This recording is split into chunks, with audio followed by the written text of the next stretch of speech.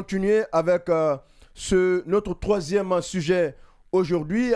Avec la crise au Niger, il y a cette vague d'intervention militaire dans l'espace CEDEAO que nous avons remarqué.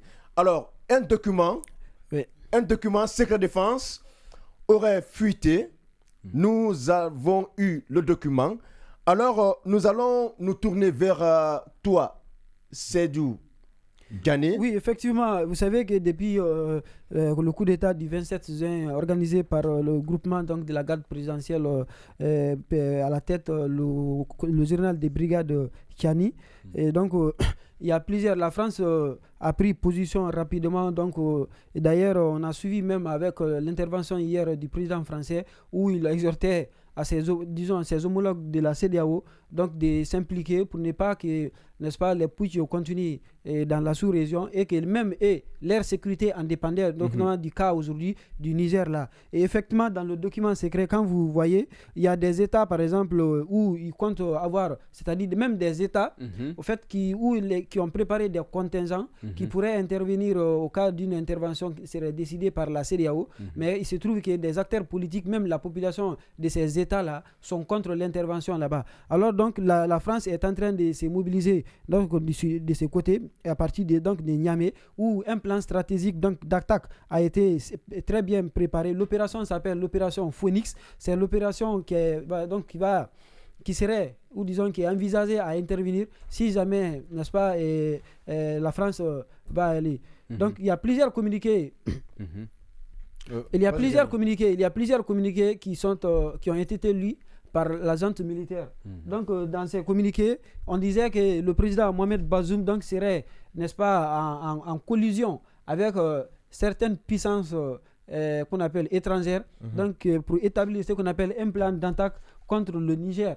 Je crois bien que ces décrets, autant pour moi, c'est le document qui est visible ici et où les interventions pourraient venir notamment du Bénin et du Niger, mais également aussi à partir donc, de la force donc, française qui se trouve positionnée du côté de Niamey, également aussi des militaires ivoiriens, mais même, on parle même des mercenaires également aussi. Des mercenaires, effectivement. On parle aussi des mercenaires qui seraient recrutés à partir donc, de la Côte d'Ivoire, mais également aussi des mercenaires qui seront, qu'on appelle recrutés. On fait allusion donc aux groupes terroristes qui opèrent dans ce qu'on appelle dans le Sahel, dans la zone qu'on appelle la zone des 3 frontières, donc entre le Burkina, le Niger et le Mali. Donc ces groupes-là aujourd'hui sont en train d'être mobilisés donc, par cette puissance étrangère. On ne sait pas si c'est encore, mais il s'agit bien de la France, il s'agit donc de l'armée française qui est en train de manœuvrer du côté du Sahel aujourd'hui, à l'effet donc de procéder à une attaque contre la junte militaire. Et c'est là aujourd'hui, qu'est-ce qui donne un peu la crédibilité à cela? C'est le tournant qui est en train de prendre aujourd'hui la position de la France contre qu'on appelle le régime. Le discours qui se durcit davantage. Oui, davantage.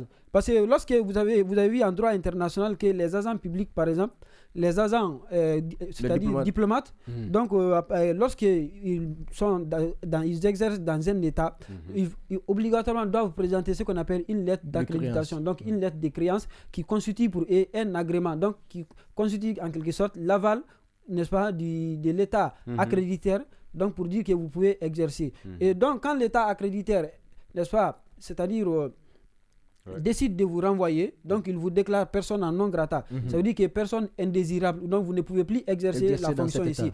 Et en temps normal, l'État accréditant doit rappeler cet ambassadeur.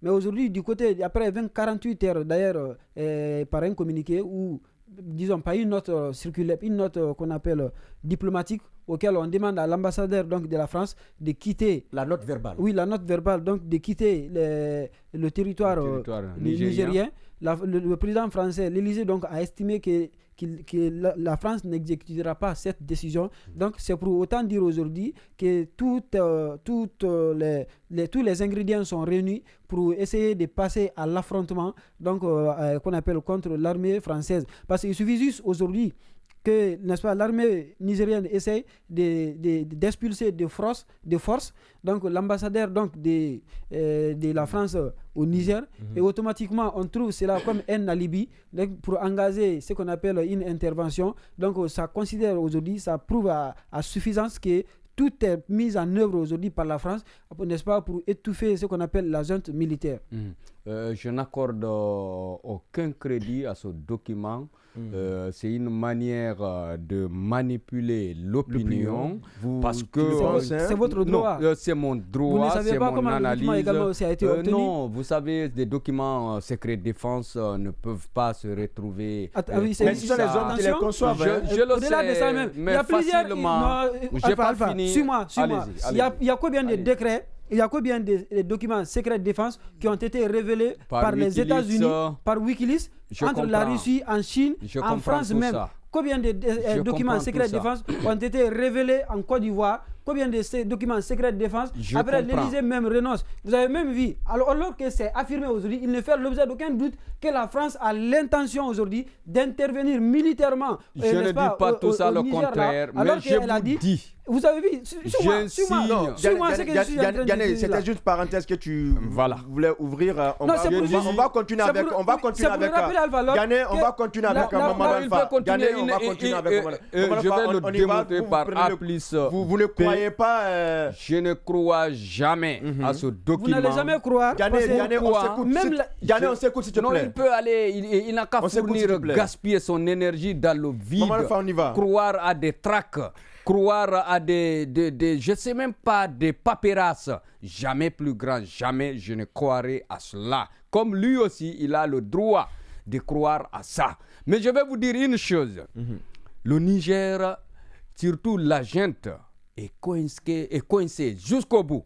Vous avez vu peut-être ce communiqué du ministère des Affaires étrangères du Niger qui dit vraiment on n'a pas cette fois-ci le salaire de nos agents, l'entièreté, c'est la moitié qu'on va donner. Effectivement. Ça, c'est le premier mois depuis que la junte a opéré au Niger. C'était le 26 juillet, 29 août aujourd'hui. La France doit vous accorder une médaille. Le pays n'a rien à payer. C'est la moitié.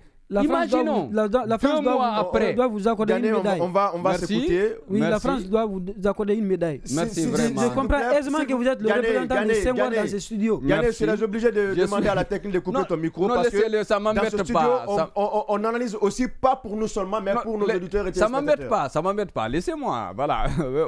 On y va avec toi. Ça me fait rire. Le pays trouve, le Niger, surtout la junte, trouve que vraiment qu'elle est asphyxiée, qu'elle ne peut pas respirer fort. Donc, il faut manipuler l'opinion pour dire que c'est des mercenaires. Ce n'est plus l'éventuelle attaque de la CEDEAO. Comme on trouve que ça peut être légitime, l'intervention de la CEDEAO, il faut transporter le débat ailleurs pour dire que c'est des mercenaires qui seront recrutés ça et là. Après, c'est la France qui doit attaquer. Le Niger, la junte, le général Tchani et son équipe doit rendre le pouvoir au président Mohamed Bazoum qui est élu, qui est le seul citoyen ou bien président légitime et légal du Niger. Sinon, 2 mois après, même si beaucoup pensent que l'élection de Mohamed Bazoum à la tête de l'État du Niger a été truquée. On va revenir sur ça. J'ai envie de te rappeler. Non, Gagné, on se calme. On se calme. Gagné, on se calme. Un mois placé. On se calme, je vais placer un mot avant que Gagné prenne encore. Ce mot, c'est quoi? Premier mois, depuis la prise du pouvoir de la junte, on dit que vraiment les salaires ne sont pas au complet. Deuxième mois, je vais vous dire que c'est l'armée, la junte, qui n'aura pas ses propres salaires. Ça, je vous l'apprends ça aujourd'hui. Alors, Simon-Pierre, dans le document, je ne sais pas si vous l'avez parcouru, il y a quand même des points de faiblesse qui sont évoqués dans le document. On évoque par exemple des troupes qui ne maîtrisent pas le terrain, des troupes qui ont peur, ainsi de suite. Alors, qu'est-ce que cela peut sous-entendre? Déjà, je reviens pour dire que, c'est-à-dire l'annonce de ce document vient à point nommé parce que justement, les intérêts de la France sont en mal avec le Niger. Parce que on n'était pas arrivé à ce niveau-là. Généralement, on parlait d'intervention, possibilité, tout le temps. On disait ça pourrait arriver. Mais aujourd'hui, on se rend compte que la France a vu clairement qu'elle est en train de tout perdre. Vous savez qu'il y a assez de sociétés minières, c'est-à-dire dans le cas de l'extraction de l'uranium, qui sont au Niger aujourd'hui. il y avait des accords signés par le président Bazoum. Alors la réaction de la France aujourd'hui nous pousse à nous interroger, est-ce que ces accords-là entre le président Bazoum et la France n'étaient pas seulement à l'avantage de la France?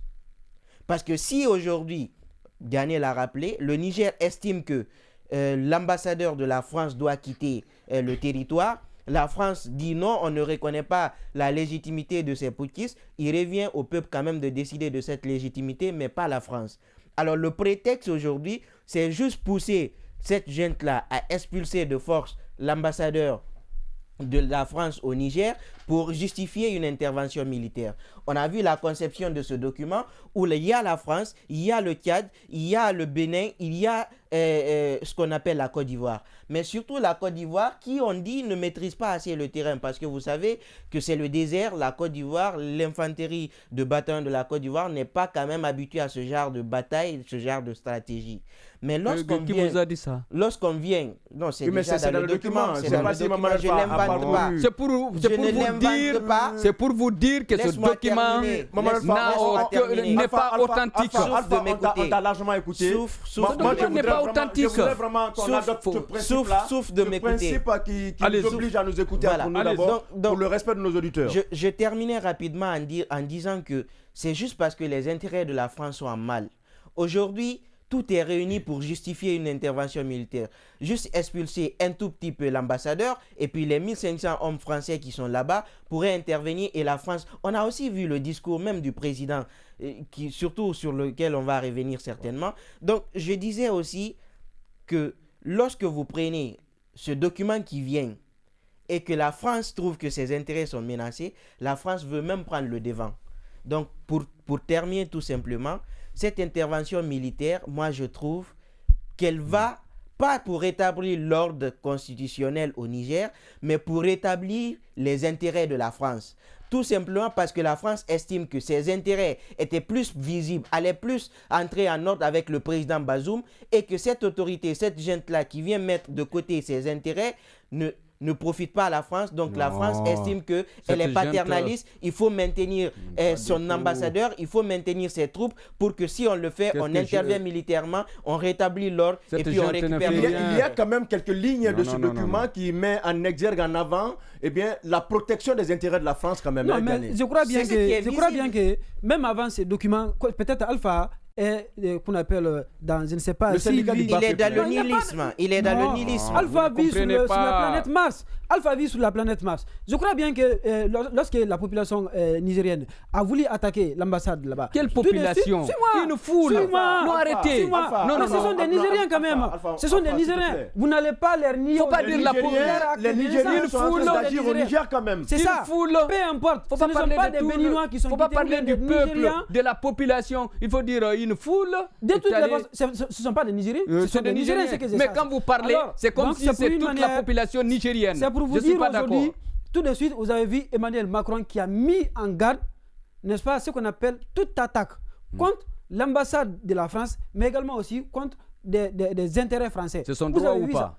Oui, c'est pour dire que la question aujourd'hui, tous les intellectuels du monde, tous les intellectuels africains sont parfaitement d'accord aujourd'hui pour dire que la France a une position d'attaque et en position de frapper le Niger. Moi, je vous donne des faisceaux pour vous faire comprendre. Quand vous avez vu le communiqué, par exemple, de l'Union africaine, dans le communiqué, il n'était pas dit que cependant, l'Union africaine met en garde toute ingérence étrangère dans le conflit. Ça, c'est ce qu'on appelle de la rhétorique. On fait allusion à quelle puissance? Partout on entend fait allusion à quelle puissance? En vérité, c'est la France. Parce qu'aujourd'hui, les deux puissances qui sont aujourd'hui présentes sur le sol nigérien, vous avez la France et les États-Unis. Et la position des États-Unis est aujourd'hui connue. Les États-Unis sont opposés à toute idée d'intervention militaire. C'est seule la France qui est aujourd'hui. C'est seule la France aujourd'hui. C'est seule la France aujourd'hui qui est en position. Faut pas lire un document et puis voilà. Comme l'a dit Laurent Gbagbo, est en train de pistonner les chefs d'État africains de la CEDEAO pour faire intervenir les armées aujourd'hui là-bas. Et elle a même dit qu'elle est prête à mettre à profit elle est prête à servir aujourd'hui ce qu'on appelle le Niger vivait en paix. La logistique nécessaire aux armées donc, de la CEDEAO. Il a dit, Emmanuel Macron l'a dit. C'est Tchani qui a foutu ce bordel au Niger. A dit pour dire que la France est disposée à mettre ce qu'on appelle les moyens logistiques à la disposition donc, des armées de la CEDEAO à l'effet de devenir. Donc aussi aujourd'hui, c'est l'Union africaine qui est la première institution qu'on appelle sur le continent, dit qu'elle met en garde toute ingérence étrangère. C'est des discours qu'on a c'est la France qui est en train de dire là. C'est ça le problème. Aujourd'hui, C'est la première fois que tu entends ça. Alors,